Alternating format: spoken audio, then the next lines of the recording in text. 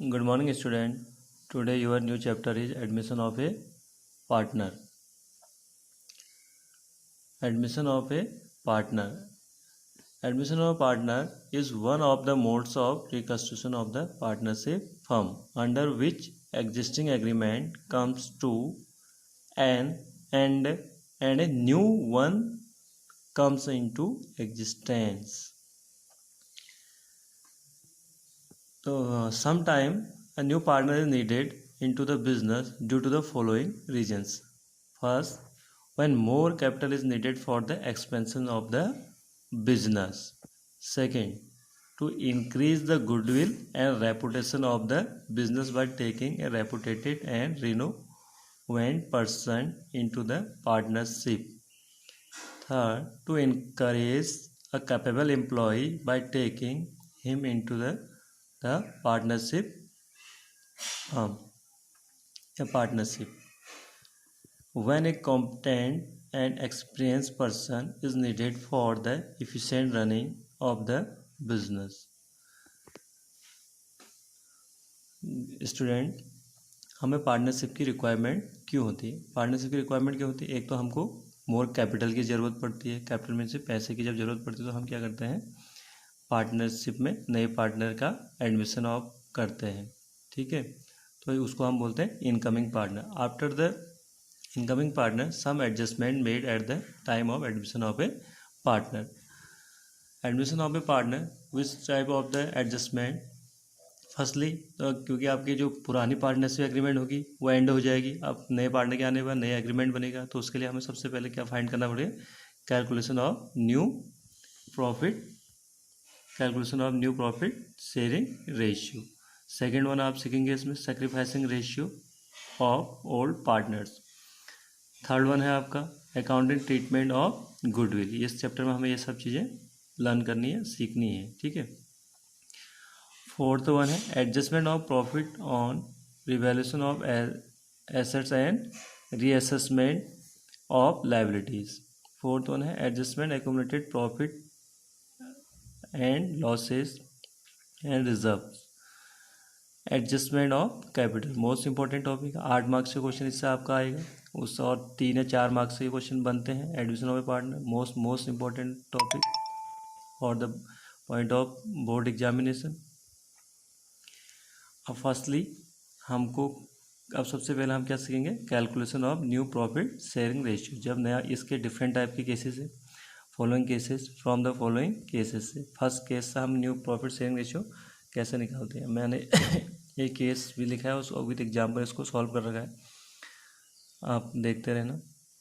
पहले केस पढ़ते हैं, केस क्या कह रहा है? Case number 1, when incoming partner acquire his share from old partner in their old profit sharing ratio. क्या मतलब हुआ? जब नया पार्टनर एक्वायर करेगा his share from old partner से in their old profit sharing ratio, उस मतलब जो नया पार्टनर आएगा वो एक्वायर करेगा किससे?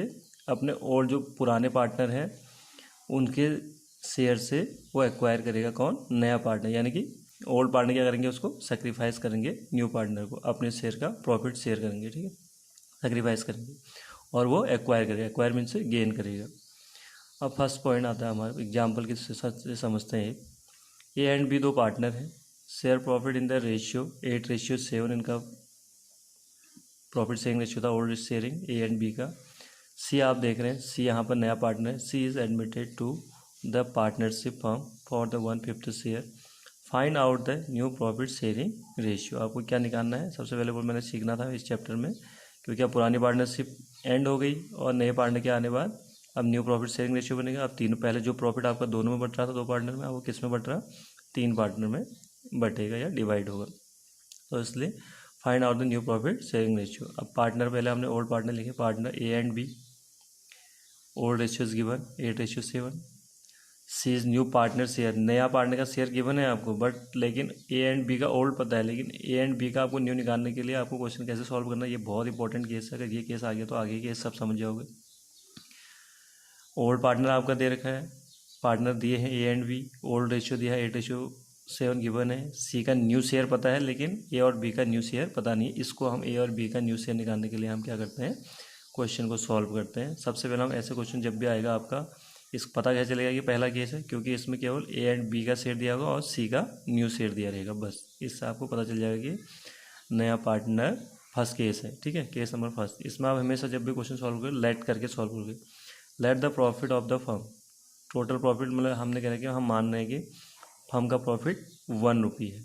ठीक है, समझने के लिए रिमेनिंग शेयर्स, और रिमेनिंग शेयर किसका, रिमेनिंग शेयर ऑफ प्रॉफिट, हमें पूरे फर्म का तो पता है और सी का भी पता है। अब हमें ए और बी का निकालना है। ए एंड बी का प्रॉफिट शेयर क्या होगा, अगर एक 1 रुपये में से आप सी का शेयर निकाल देंगे तो ए एंड बी का पता चल जाएगा, लेकिन कंबाइंड पता रहेगा।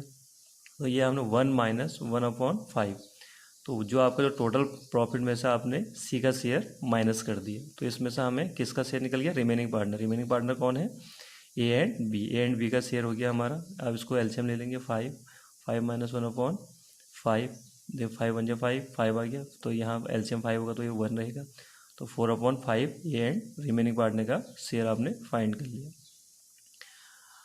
अब आता है हमारा अब ए का न्यू शेयर। ए का न्यू शेयर किस में से, अभी मैंने बोला ए का न्यू शेयर किससे निकलेगा, क्योंकि ए सेक्रीफाइस करेगा अपने ओल्ड शेयर को, ओल्ड का सेक्रीफाइस करेगा। वो कितना सेक्रीफाइस का, मतलब ओल्ड का पहले, क्योंकि A and A combined share है, तो ओल्ड जो 4/5 है इसमें ए का भी है और बी का भी है। ए का कितना प्रॉफिट शेयर है और बी का कितना है, ये हम इसमें निकालेंगे। ए इज न्यू शेयर 8/15, तो 8/15 कैसा है, 8 + 7 यानी कि 15। टोटल जो प्रॉफिट था 15 था, 15 में से 8 पार्ट ए का था और 7 पार्ट बी का था, तो 8/15 का ऑफ मीन्स होता है मल्टीप्लाई, 8/15 ऑफ आउट ऑफ मतलब 4/5, 8/15 ऑफ 4/5 यानी कि 8/15 इंटू 4/5 इज इक्वल टू, आप मल्टीप्लाई करेंगे वो आपका मतलब मल्टीप्लाई होता है 8 × 4 32, 15 × 5 75, यानी कि 32/75 जो ए का न्यू शेयर क्या आएगा। इसमें ए का जो न्यू शेयर है वो कितना है, 32/75। ऐसे बी का सेम निकालोगे। अब बी का भी, अब क्योंकि इसमें ए और बी का कंबाइंड प्रॉफिट शेयर था 4/5, रिमेनिंग प्रॉफिट जो शेयरिंग था आफ्टर द सी का शेयर निकालने के बाद, तो अब बी का भी निकाल के, बी इज न्यू शेयर 7/15 और 4/5 इज इक्वल टू 28/75। क्लियर, ये बी का न्यू शेयर निकला। इसके बाद हम आते हैं बी का न्यू शेयर निकलने के बाद हमने अब इसका न्यू तीनों पार्टनर का ए बी सी का ऑलरेडी पता है आपको, सी की निकालने की ज़रूरत नहीं है। A B and C new profit sharing ratio is equal to है, ए का पता था आपका 32/75 गिवन था, अभी कैलकुलेट किया था। बी का आपका 28/75 और सी का 1/5। तो कॉमन नंबर को एलसीएम लेते हैं, तो 75 में सबका डिवाइड हो जाता है, 32/28 रेशियो। अब ये 5 मतलब 5 1 × 5, 5 5 × 25 यानी कि 15 5 जा कितना होता है 75, तो 15 टाइम ये सी का शेयर निकल गया।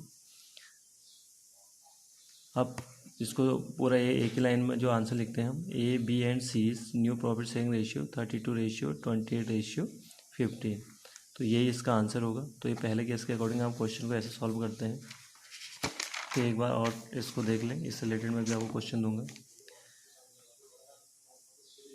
ओल्ड पार्टनर गिवन है, न्यू पार्टनर आपका सी है, सी का शेयर गिवन था क्वेश्चन में 1/5।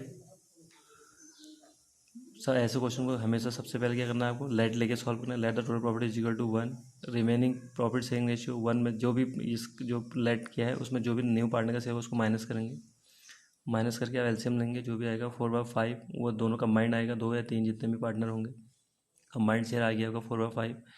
4/5 मल्टीप्लाई होगा किससे, हमेशा ओल्ड शेयर्स, ये ध्यान रखना। ओल्ड शेयर से 4/5 क्या होगा, मल्टीप्लाई होगा, उससे ए का न्यू शेयर निकल जाएगा, ऐसे ही बी का न्यू शेयर निकल जाएगा। सी का ऑलरेडी गिवन है, तो तीनों का एलसीएम आप एक साथ लेके क्या करते हैं, तीनों का एलसीएम आप लेंगे, तीनों का एलसीएम ले लेंगे आप, तीनों का एलसीएम फिर 75 आ गया। तो एलसीएम लेके आपका जो न्यू प्रॉफिट शेयरिंग आएगा A B and C, new profit sharing ratio 32:28:50। This is the new profit sharing ratio. Watch video properly.